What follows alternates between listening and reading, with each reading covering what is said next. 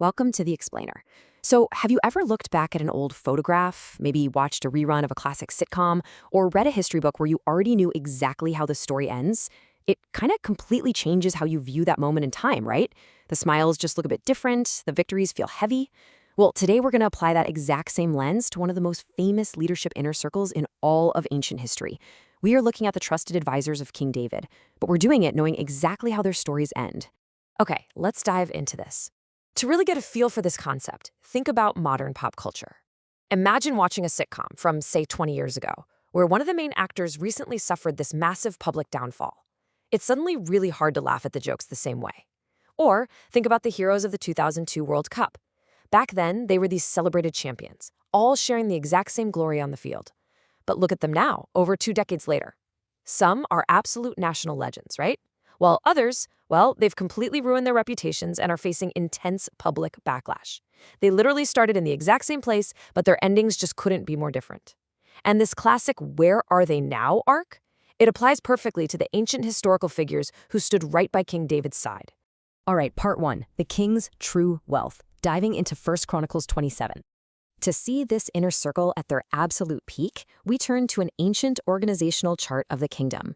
It basically sets the scene of a unified, highly organized, completely peaceful golden era long before massive rebellions would tear the whole nation apart. But notice the really jarring shift at the very end of this ancient ledger. For verses on end, we're reading through a list of pretty mundane property managers. You see the person in charge of the olive groves, the guy managing the camel herds, the overseer of the wine cellars. It's essentially an ancient spreadsheet. But then, tacked right onto the very end of this property ledger, the text just suddenly shifts to listing human beings. Heavyweight names. Ahithophel the counselor, Hushai the king's friend, Joab the army commander, and Abiathar the priest. You have to wonder, why on earth are the most powerful men in the kingdom listed alongside camels and vineyards? Well, it's all because of how the ancient author defines wealth. A king's greatest assets aren't his storehouses of gold, his sprawling lands, or his massive herds of livestock. His true wealth is the trusted people by his side, that inner circle. These individuals are literally the most valuable resource the king possesses. But knowing that actually makes their upcoming loyalty tests even more dramatic, because while gold just sits in a vault and camels just, chew their cud, human assets have free will. And as we're about to see, not all assets retain their value when the pressure is really on. Moving to part 2, the tragedy of pride, focusing on Ahithophel. Let's look at our first tragic character arc, the king's counselor, Ahithophel.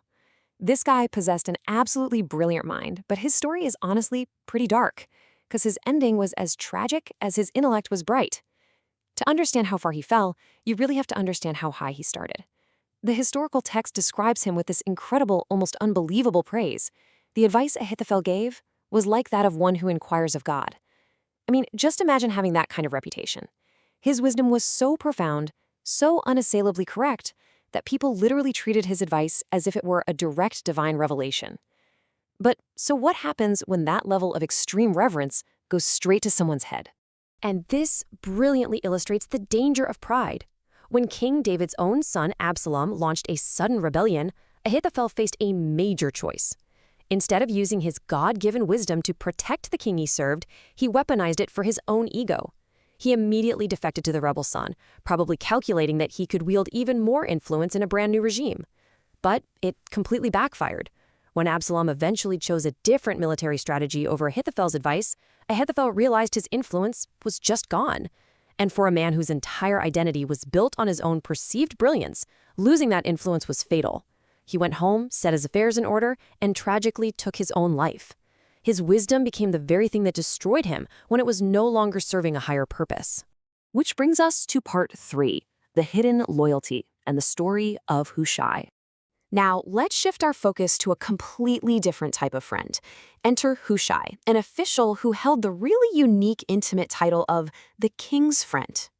While Ahithophel sought the spotlight, Hushai took on a completely different, unseen, and highly dangerous burden. Picture this incredibly tense scene. The rebel son Absalom has just taken the capital city. And who is standing right there in the rebel court? Hushai, King David's best friend. Absalom looks at him with intense suspicion and just spits out this taunt. "Is this the love you show your friend? Why didn't you go with your friend?" It looks for all the world like Hushai a traitor, just a coward who abandoned David the exact moment things got tough. But we, looking back as the observers of history, know the real truth. Hushai actually wanted to flee into the wilderness with David. That would have been the easy path, right? Standing comfortably next to the leader, crying with him, looking like a perfectly loyal servant. But David asked him to do something so much harder. He asked Hushai to go back into the capital and basically operate as a double agent. Hushai had to endure being called a traitor by his enemies and was likely completely misunderstood by his own countrymen, all so he could infiltrate the rebel court. And it worked. It was Hushai who strategically defeated Ahithophel's military advice, stalling the rebel army just long enough to save David's life. Hushai teaches us that true loyalty is often proven in the hardest, unseen places, not just in the comfortable spotlight. Now for part 4, the last-minute failure. Joab and Abiathar. Let's move to the final and honestly the most shocking betrayals in King David's circle. We're talking about Joab, the fierce army commander, and Abiathar, the long-serving high priest. Let's see how this builds, because the context here is absolutely staggering. 50 years. Let that sink in. That is roughly how long these two men served David. Abiathar the priest survived a literal massacre of his entire family just to escape and join David when David was just a fugitive hiding out in caves. And Joab? He bled on countless battlefields to build David's empire from the ground up. If anyone's loyalty was proven, if anyone's resumes were spotless, it was theirs. For 5 decades, they were the ultimate assets. Yet, at the very, very end of David's life, as his health was failing, a second rebellion sparked, this time from another son, Adonijah. And shockingly, Joab and Abiathar backed the rebel. Why? Why throw away 50 years of loyalty right at the finish line? Well, it's because their focus subtly shifted. They stopped looking at what God's will was for the kingdom and started looking at their own personal political calculations. They basically chose the successor they thought would benefit them the most. And in one single day, they ruined a half-century of faithful service. Their story ended in execution and exile.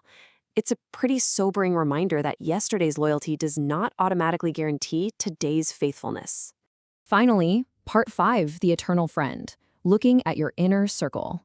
So, what exactly do we do with all this ancient history? How does an organizational chart from 3,000 years ago actually impact you and me today? Well, the crucial point is this. You are currently an asset on someone else's ledger. Right now. In your home, you are the inner circle to your family. In your workplace, you're a trusted colleague or advisor. In your faith communities, you are the vital personnel that others rely on. We don't exist in a vacuum, you know? We're all standing beside someone, holding influence, offering counsel, and proving our loyalty day in and day out. And if we look at this through a spiritual lens, there's an even higher calling here. In the Gospel of John, chapter 15, Jesus says something truly revolutionary to his followers. He says, "I no longer call you servants, I have called you friends." Really think about the weight of that for a second. The ultimate king is inviting humanity into his eternal inner circle. He is assigning us the exact same title that Hushai held, the king's friend.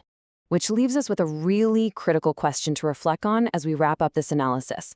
What kind of asset or friend are you proving to be today? When the pressure is on, do you lean into the self-serving calculation of Ahithophel, kind of weaponizing your gifts just for your own ego? Do you rest on your past accomplishments, like Joab and Abiathar, risking a tragic last-minute failure of character? Or are you willing to be like Hushai, stepping into the difficult, unseen places, risking your own comfort just to remain a fiercely loyal and uncalculating friend? The history has already been written for David's inner circle, but the story of your loyalty is still being written right now. Thanks so much for joining me for this explainer, and I'll see you next time.